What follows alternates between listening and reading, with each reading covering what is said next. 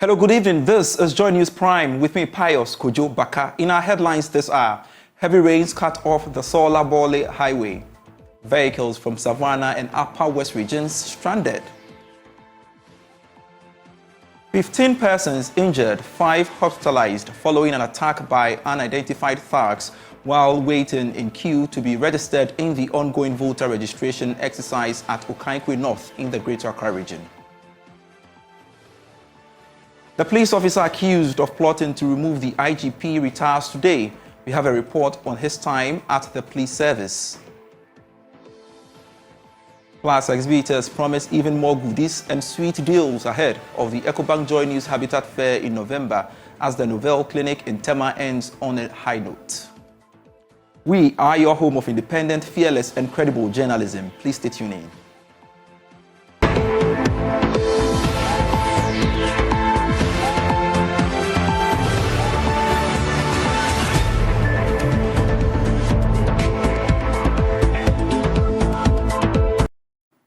Always a joy to have you on. Let's now settle for the details. And heavy rains have cut off the Solar Bole Highway. Passengers traveling along the Bamboiwa Highway are stranded after the road was cut off Sunday. The road links the south and upper west regions of the country. A bridge linking Bole and Doli communities have been completely washed off, making it impossible for vehicles and people to cross. Let's get on the phone lines and speak with the Savannah Regional Minister, Sahid Muhazu Jibril, for more on this. Minister, thank you for joining us on JoyNews Prime. Now, first off, how old is the Solar Bole Highway and how long was this road constructed? Good morning, good evening to your listeners and cherished watchers. Unfortunately, I can't tell how long this road has been constructed, but my memory will best serve me when it was rehabilitated somewhere 2000 and 2001 by a contractor known as Wadia in Wa municipality. But since then, it has been seen every year spot improvement along the Bamboy to Wa municipality. Which other roads have been affected as a result of this havoc? Specifically, it is in the Bole district, in a community called Doli, where we have about 3 culverts, 7 as a bridge between the Upper West and the Savannah region. These have been completely washed off. And what would you estimate as the economic impact of this damage on the region? Obviously, it is very, very serious. And, it's a major road linking Accra, Kumasi, Pichimai, and to Upper West. And for that matter, parts of Burkina Faso. It is a major trunk road. And so the economic impact is going to be very, very, very big on the country. And in the interim, what alternative routes have you been able to give to commuters? I just finished speaking with the Chief Director of Ghana Highway Authority, and we are diverting the road from Tichimai through to Kintampo and to Fufuso, and to connect through them and go to Sola. And then you will get into Wa and Burkina Faso. All right. So it's going to be a very long stretch. All right. Thank you very much, Honorable Minister, for your time. He's the Savannah Regional Minister speaking to us on the back of that havoc that has happened in the Upper West region. We will follow up on that and keep you posted in our subsequent bulletins. From one incident to the other, fire has gutted several shops at Katamanto in Accra, destroying goods worth millions of cedis. The cause of the fire, which started Sunday morning, is yet to be determined. Firefighters from the Ghana National Fire Service were dispatched to the scene, but the fire had already spread to several shops.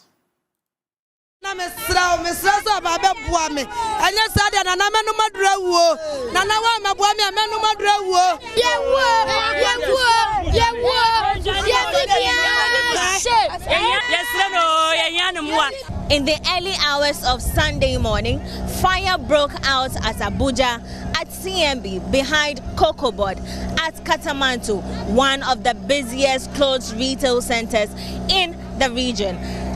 Behind me, you can see the extent of damage, where people have lost their source of livelihood and their place of inhabitation.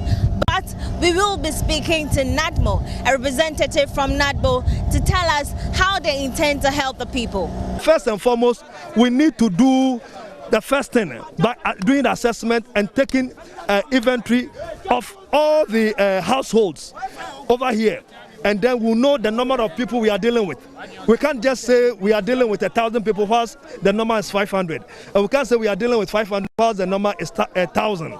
So we need to really know those who have been affected and what belongings that have been destroyed by the fire, and to enable us know what provision to be made.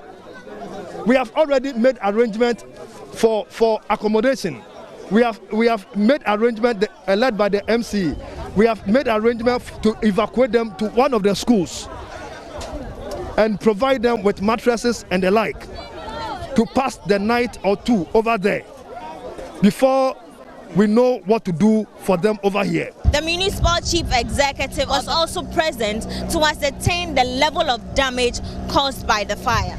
As an assembly, we'll see what we can do to help those that are in need. With mothers and children, probably they may need a place to sleep. So that arrangement is already been put in place. Now let's hear from the victims of the fire as they plead with government to come to their aid. It was around 4 a.m. this morning when I heard a lady shout that she had seen a thief. Because I am a woman, I couldn't come to catch the thief. Later, the same voice started shouting that Abuja is on fire. When we came out, we realized that the fire had started from the bakery. Some people tried to quench the fire, but to no avail. So the fire service came. Unfortunately, they arrived without water in their tank. So while they waited for water, the fire started spreading and we had to run for our lives. My clothes, my television, everything I own is bent. I don't know what to do. Government should come to our aid. Everyone here moved from other places to settle. If we don't reconstruct the structure soon, we will be homeless. Actor and political aspirant John Dumelo was also here to sympathize with the people. You know, we are doing the limited registration just around the corner, and one of the guys I work with, his mother has her place here, and so they told me about it, and I said, oh, why don't I drive here and sympathize with the mom and of course the rest of the people. Apart from that, also the couple of market women that I also deal with in terms of my farming activities are also in this area, and so that's why I just came here. But I know for a fact that the MP was here earlier on, and whatever help that she's going to give, of course. Despite the level of damage done, there are still people trying to make a business out of this, especially the scrap dealers. Reporting from Abuja, behind CMB, Katamanto, in the central business area. My name is Emma Davis. And many first-time voters eager to be registered in the limited voters registration stayed overnight at the Okaikoi North District Office to avoid long queues in the morning. They hoped the exercise would run smoothly. Little they did know that they were putting themselves at risk. 15 persons have been injured. 5 among them have reportedly been hospitalized after masked men stormed the Electoral Commission's registration center at the Okaikoi North constituency. They attacked people who had queued to be registered. A report by Praise Owusuansa read to you. So when I was running and they hit the stick, they threw the stick and it hit my legs. That is Gifty Dogwe. She was brutally attacked by unknown men in the early hours of Sunday morning while waiting for a turn to be registered. As I tried to wake up again, I couldn't, so I fell again, but that one I fell on the stone. Her legs failed her as she ran for her life. like I don't know, and it ended me this way. All my legs is paining me, it's shivering. I can't walk. According to some eyewitnesses, the unidentified men attacked them and bolted away with more than 11,000 Ghana cedis and mobile phones. Elon Marion Deborah lost $100. Our phones, our money, a lot of people's money has been stolen. My phone, iPhone, I have $150 at the back in the case. It's stolen. My colleagues' phones and money are stolen. Everything has been stolen. There were no security personnel available when these people were attacked. The NDC constituency chairman for Okaikoi North, Gregory Kwashi, says the incident has been reported to the police for investigation. I personally drove some of them to the Achimota police station. So as we speak, some of them are still being interrogated by the CID. Other members of us going to lodge official complaints. Some have been given the medical form. So the one at T7 has the medical form, another at Achimota Hospital. Some police officers arrived after the attack. Meanwhile, some first-time voters have expressed concerns about waiting long hours in the queue, while others allege that members are being assisted by some political parties to jump the long queues. You could see some people are quarreling, some people are taking things not easy here. Everybody is trying to find his way early to go home. That's the problem here. How them I do for you know me, I know the bab. Yeah, them do like them be heroes. They've already been called by civil society organizations and some political parties to decentralize the ongoing voters registration exercise, which is currently limited to the EC's district offices. A report by Prince Owusu Ansa read to you. Executive Director of the Media Foundation for West Africa, Suleiman Ibrahima, says the Electoral Commission is making the constitutionally guaranteed right to vote a costly right to exercise. The EC has refused calls to decentralize the ongoing voter registration exercise, limiting the process to its district offices only. Speaking on our news analysis show, Newsfile, Mr. Ibrahima warned that the EC is undermining democracy. And in this particular voter registration process that we are talking about, we are predominantly talking about young people, people who just turned 18 and above, and perhaps a few others who were 18 as at the last registration exercise and yet couldn't register. The question to ask is, why do we want to put a price on the fundamental exercise of civic rights to vote? Why must people endure the pain and the price to be able to register? Why should we make people's willingness to participate in the democratic processes so painful, so difficult, and so expensive? I honestly believe that if Madame Jean Mensa was still in the civil society space, leading IEA as she was before her appointment to become the EC chair, I'm sure, and I have no doubt, she would have perhaps been our chief spokesperson. Meanwhile, Senior Vice President of Imani Africa, Kofi Bento, says there is no constitutional basis for the EC conducting voters' registration given the existence of the National Identification Authority. Article 45 says that the Electoral Commission shall have the function to compile. It never said they should go and register people. In the process of compilation, you might register. But again, a commission in the hierarchy of authorities is less than an authority. All right? Now, so the National Identification Authority is higher in order than a commission, number one. Number two, it is an electoral commission, not a registration commission.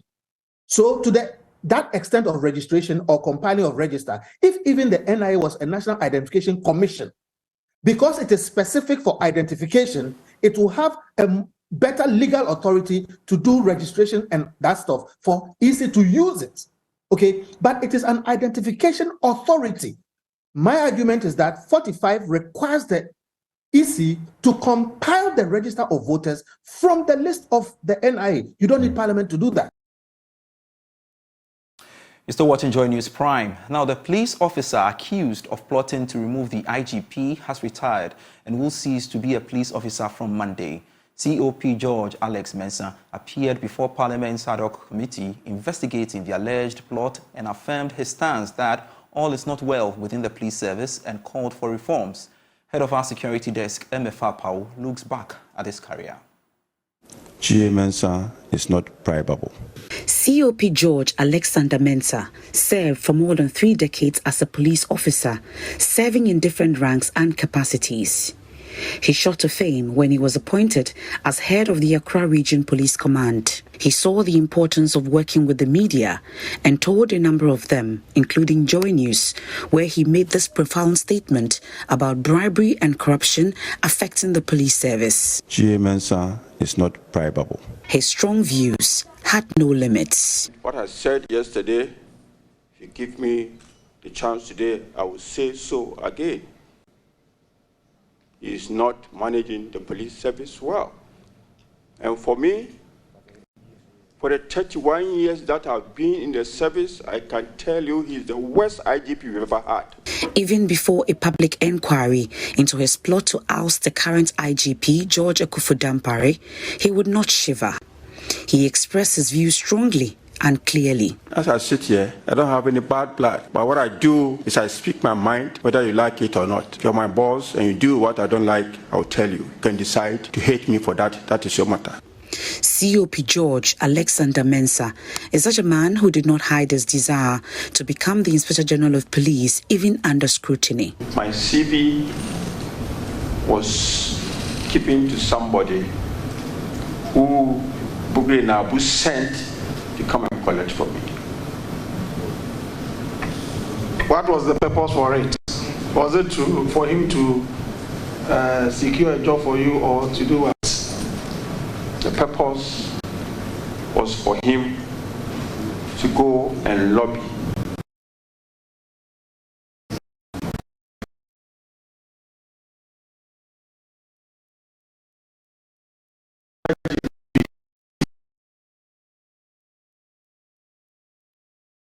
I do apologize for that hitch there. Now, 3 thrilling days filled with exceptional deals have concluded in the industrial city of Tema as the JoyNews Ecobank Habitat Fair wrapped up its successful run. For those who couldn't attend and those seeking even more enticing offers, the excitement continues. Here's a glimpse of what lies ahead as we prepare for the mega fair in November at the Accra International Conference Center. Michael Ashale has more. Hello, welcome to Tema. Specifically, this is the Tema Metropolitan Assembly, where JoyNews and Ecobank has been holding their 3rd JoyNews Ecobank Habitat Fair. Over here, we bring you nothing but the best players in the housing sector, right from buying your land or you want to own a house fresh. Well, this is the place to be. If you are thinking of how to put stuff in your home, furnish it, furniture, plastering, lighting, this is your one-stop shop for all your housing problems. So one of our exhibitors, and we know for sure they are going to be there come November, is Global Lighting. And they walk us through definitely all that they have here.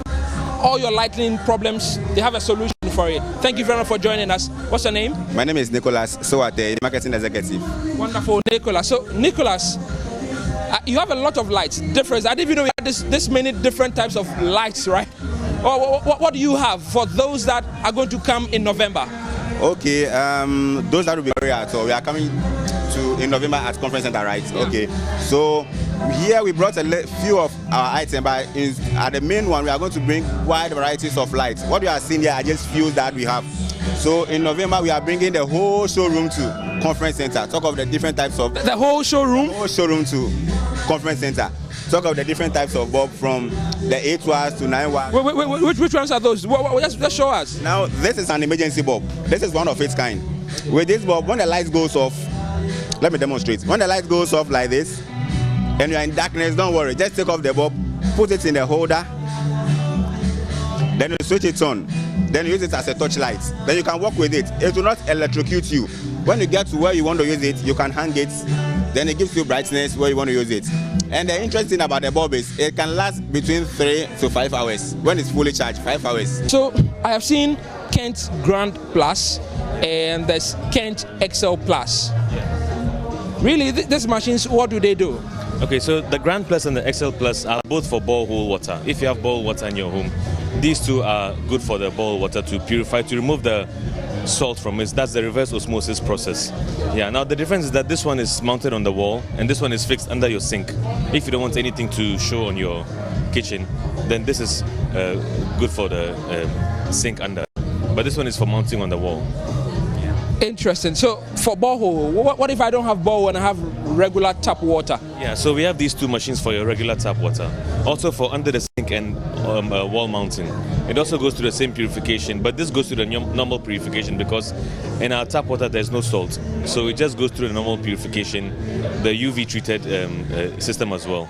And then with this one, inside the tank, there's a UV in it, which keeps your water purified. After going through all that has to be offered at the JoyNews Ecobank Habitat Fair, for many people, what you're thinking about is how do I afford it? What they are affordable, but maybe you don't have the cash yet, right? There's Ecobank, definitely, that on standby to listen to whatever problem you have or whatever need that you have. And I'm thinking that they have a solution that meets you definitely halfway. Thank you very much for doing this with us, sir. Hi, thank you. Good afternoon. What's your name, sir? I'm Winston Wobiel with Ecobank. Winston, so for many people, it will be hard to fund their dreams. How does Ecobank make this dream a reality?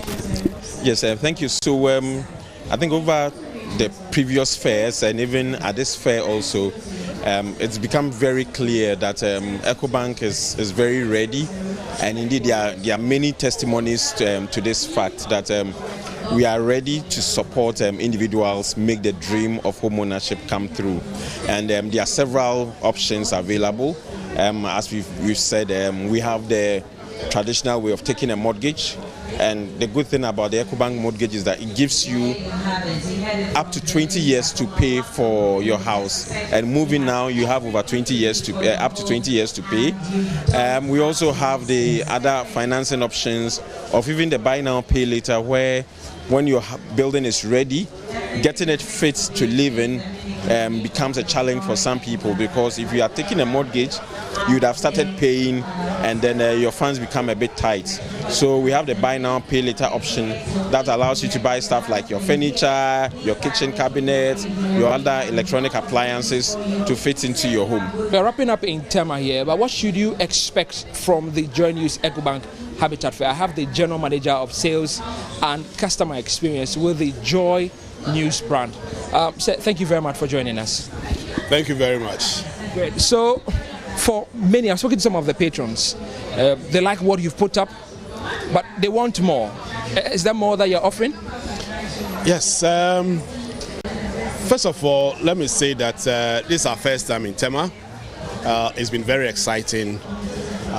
We've gone around the clients, we've spoken to the exhibitors, everybody's excited.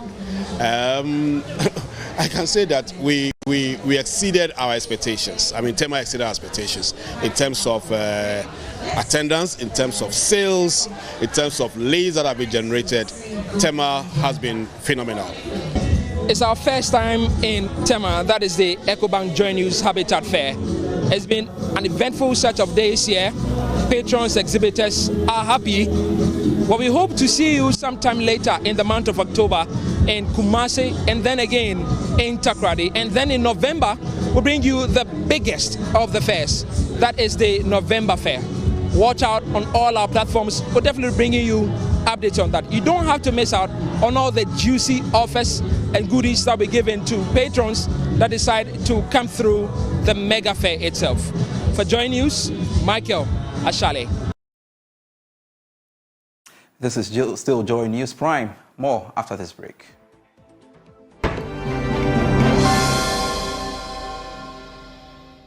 Hello, you're still watching JoyNews Prime. Before we go, let's dash to my Joy online portal where we've got great stories there for you. Our top story there, we are trying to protect the sanctity of the voters register. That's according to EC justifying limited voter registration exercise. We've got great stories on that portal for you. Do feel free and read them.